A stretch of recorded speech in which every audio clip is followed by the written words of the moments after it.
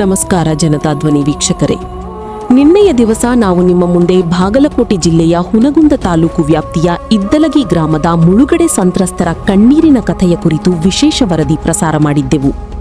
ಕಳೆದ 9 ದಿನಗಳಿಂದ ವಿವಿಧ ಬೇಡಿಕೆಗಳ ಈಡೇರಿಕೆಗೆ ಧರಣಿ ನಡೆಸುತ್ತಿರುವ ಸಂತ್ರಸ್ತರ ಬಳಿ ಕೆಲ ಅಧಿಕಾರಿಗಳು ಬಂದು ಭರವಸೆ ನೀಡಿ ಹೋದರೂ ಜನರ ಸಮಸ್ಯೆಗಳಿಗೆ ಧ್ವನಿಯಾಗಬೇಕಾದ ಜನಪ್ರತಿನಿಧಿಗಳು ಮೌನವಾಗಿದ್ದರೆ ಆ ಜನರ ನೋವಿಗೆ ನ್ಯಾಯ ಸಿಗುವುದೇ ಹೇಗೆ ಎಂಬ ಪ್ರಶ್ನೆಯನ್ನು ಜನತಾ ಧ್ವನಿ ಎತ್ತಿತ್ತು.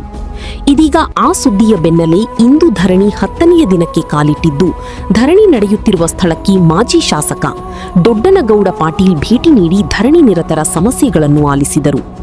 ಸಂತ್ರಸ್ತರು ತಮ್ಮ ಹಲವು ವರ್ಷಗಳ ಸಂಕಷ್ಟ, ಮೂಲಭೂತ ಸೌಲಭ್ಯಗಳ ಕೊರತೆ ಹಾಗೂ ಶಾಶ್ವತ ಪುನರ್ವಸತಿ ಕುರಿತ ಬೇಡಿಕೆಗಳನ್ನು ಮಾಜಿ ಶಾಸಕರ ಮುಂದಿಟ್ಟರು. ಈ ವೇಳೆ ಮಾತನಾಡಿದ ಮಾಜಿ ಶಾಸಕ ದೊಡ್ಡನಗೌಡ ಪಾಟೀಲ್, ಈಗ ಅಧಿಕಾರ ನಮ್ಮ ಕೈಯಲ್ಲಿಲ್ಲ, ಆದರೂ ನಮ್ಮ ಕಡೆಯಿಂದ ಸಾಧ್ಯವಾದ ಎಲ್ಲ ಸಹಾಯ ಮಾಡುತ್ತೇನೆ. ನಿಮ್ಮ ಹೋರಾಟಕ್ಕೆ ನನ್ನ ಸಂಪೂರ್ಣ ಬೆಂಬಲವಿದೆ ಎಂದು ಭರವಸೆ ನೀಡಿದರು. ಧರಣಿ ನಿರತರು ಕೂಡ ತಮ್ಮ ಹೋರಾಟಕ್ಕೆ ಜನಪ್ರತಿನಿಧಿಗಳು ಸ್ಪಂದಿಸುತ್ತಿರುವುದು ಸ್ವಲ್ಪ ಮಟ್ಟಿನ ಆಶಾಭಾವನೆ ಮೂಡಿಸಿದೆ ಎಂದು ತಿಳಿಸಿದ್ದಾರೆ. ಆದರೆ 18 ವರ್ಷಗಳಿಂದ ಶಾಶ್ವತ ಪರಿಹಾರಕ್ಕಾಗಿ ಕಾಯುತ್ತಿರುವ ಸಂತ್ರಸ್ತರ ಬಳಿಗೆ ಸರ್ಕಾರ ಯಾವಾಗ ಅಂತಿಮ ನ್ಯಾಯ ನೀಡುತ್ತದೆ ಎಂಬ ಪ್ರಶ್ನೆ ಮಾತ್ರ ಇನ್ನೂ ಉತ್ತರಿಸಬೇಕಾಗಿದೆ. ಅಲ್ಲ ಮಲ್ಲಮ್ಮ, ನಾನು ಈಗ ಏನು ಹೇಳ್ತೀನಿ, ಮೇಲಾಧಿಕಾರಿಗಳ ಜೊತೆ ನಾನು ಚರ್ಚೆ ಮಾಡಿ ಮಾತಾಡಿ ಅವ್ರ ಜೊತೆ ಮೀಟಿಂಗ್ ಮಾಡಿ ಆಮೇಲೆ ನಿಮ್ಮ ಹಿರಿಯರು ಕೂಡ ಮಾತಾಡಿ ಏನು ಮುಂದೆ ಏನಾಗುತ್ತಾ ಏನು ಮಾಡ್ಬೇಕು ಅನ್ನೋದನ್ನ ಹೇಳ್ತೇನೆ. ಅದಕ್ಕೆ ಇಲ್ಲಿಗೆ ಇದನ್ನ ಕೈ ಬಿಡ್ರಿ ಅಂತ ಕೇಳಕ್ಕೆ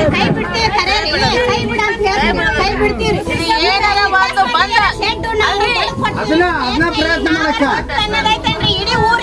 ಅಲ್ಲಮ್ಮ, ಈಗ ಈ ಶೆಡ್ಡನ್ನ ಕಿತ್ತಿ ಅಲ್ಲಿ ಹಾಕಿ ಕೊಡಂತ ಹೇಳಕ್ಕ ಪ್ರಯತ್ನ ಮಾಡ್ತಾನೆ ಅಂತ ಹೇಳಕತ್ತಿದ್ದು. ಅಲ್ಲ ಮದುವೆ ಅಲ್ಲಮ್ಮ, ಇಲ್ಲಿ ಕೇಳ್ತು ಅಲ್ಲಿ ಈಗ ಅದು ಹೇಳಕತ್ತಿದ್ದೇನಾಯ್ತು. ಒಂದೇ ನಿಮಿಷ ನಾ ಹೇಳಕತ್ತಿದ್ದು ಅರ್ಥ ಮಾಡ್ಕೊಳ್ರಿ. ಈಗ ಸುಮ್ಮನೆ ಇಲ್ಲ ನಿಮ್ಮನ್ನ ನೀವು ದಣ್ಕೊಳೋದು ಬೇಡ, ನಾವು ಅಲ್ಲಿ ಹೋಗಿ ಪ್ರಯತ್ನ ಮಾಡ್ತೀವಿ ಅಂತ ಹೇಳಕತ್ತೀವಿ.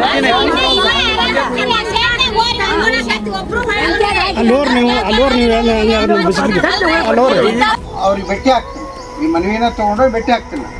ಇದೇನಿದು ಮನವಿ ಕೊಟ್ಟಿದ್ದೀರಿ, ಇದ್ರ ಮೇಲೆ ನಂದು ಕೂಡ ಪತ್ರ ಹಚ್ಚಿ ಈ ಸರಿಯಾದ ಇವರ ಬೇಡಿಕೆಗಳಿಗೆ ಸೂಕ್ತ ಪರಿಹಾರ ಕೊಡ್ರಿ ಅಂತ ಹೇಳಿ ಈಗಾಗಲೇ ನಾನು GM ಅವ್ರಿಗೆ ಮಾತಾಡ್ಕೊತ ಬಂದೆ. ಅರೆಂಡರ್ GM ಅವ್ರಿಗೆ ಮಾತಾಡಿದೆ. ಇಲ್ರಿ ಅವರು ನೀರಿಲ್ಲಲ್ಲಪ್ಪ ಅಂತ ಹೇಳಿ, ಇಲ್ರಿ ನೀವು ಎಲ್ಲ ರೆಡಿ ಐತೆ, ಆದ್ರೆ ಇವರು ಅರಣ್ಯ ಇಲಾಖೆಯವರು ಸಸಿ ಹಚ್ಚಲಿಕ್ಕೆ ಹೋದಾಗ ಅದನ್ನು ತೋಡಿ ಪೈಪ್ ಹೊಡೆದಾರ ಅನ್ನೋ ಒಂದು ಆಪಾದನೆಯನ್ನು ಮಾಡಿದರು. ಯಾವ ಇಲಾಖೆಯವರೇ ಇಲ್ಲ, ಅರಣ್ಯ ನೀವರಲ್ಲಿ ಕೈಬರಲ್ಲಿ ಇನ್ನೊಬ್ಬರಲ್ಲಿ ಮನೊಬ್ಬರಲ್ಲಿ ಆಗಿರ್ತಕ್ಕಂಥ ವ್ಯವಸ್ಥೆಯನ್ನು ಯಾರು ಹಾಳು ಮಾಡಿರ್ತಾರೆ ಅವರೇ ರಿಪೇರಿ ಅವ್ರ ಕಡೆ ಯಾಕೆ ಮಾಡಿಸ್ಬೇಕು, ನೋಡಿಸ್ಕೊಟ್ರು ಅಂತ ಹೇಳಿದ್ದು. ನಾನು ಈಗ ಎಷ್ಟು ಬರಬೇಕಾದ್ರೆ ಮಾತಾಡ್ತಾನೆ ಬಂದೆ, ಅರೆಂಡರ್ GM ಅವ್ರ ಜೊತೆ ಮಾತಾಡ್ತಾನೆ ಬಂದೆ. ಒಂದು ಎರಡನೇದೇನಪ್ಪ ಅಂದ್ರೆ, ಇಲ್ಲಿ ಇಲ್ಲಿಗೆ ಪುನರ್ವಸತಿ ಕೇಂದ್ರಕ್ಕಾಗಿ 110 KV ಸ್ಟೇಷನನ್ನು ನಮ್ಮ ಅವಧಿಯಲ್ಲೇ ರೆಕಮೆಂಡ್ ಮಾಡಿ ಅದನ್ನು ಮಾಡಿರಿ ಅಂತೇಳಿ ಮಂಜೂರು ಮಾಡಿ ಕಳಿಸಿರ್ತಕ್ಕಂಥದ್ದು ಈಗೆಲ್ಲ ಗೊತ್ತಿರ್ತಕ್ಕಂಥದ್ದು.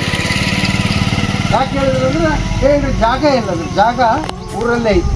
ಆ ಸುಡುಗಾಡಿಗಿಟ್ಟು ಜಾಗ ನೀವು ತೊಗೊಳ್ರಿ, ಹೇಳಿದರು ಸುಡುಗಾಡಿಗೆ ಬೇರೆ ಕೊಡ್ತೀವಿ ಅಂತ ಹೇಳಿ ಯಾರು ರೈತರಿದ್ದರು ಆ ರೈತರ ಕಡೆಯಿಂದ ಒಪ್ಪಿಗೆ ಪತ್ರ ಕೂಡ 90 ಜನ ರೈತರ ಕಡೆಯಿಂದ ಒಪ್ಪಿಗೆ ಪತ್ರ ಕೂಡ ಕೊಡಿಸಿರ್ತಕ್ಕಂಥ. ಅಲ್ಲ ಇರಲಿ ಸರ್ವೆ ನಂಬರ್ ಕೊಟ್ಟರಲ್ಲ ಅವ್ರು ಒಪ್ಪಿಗೆ ಪತ್ರ ನಾವು ಕೊಡ್ತೀವಿ ಅಂತೇಳಿ ಕೊಟ್ಟ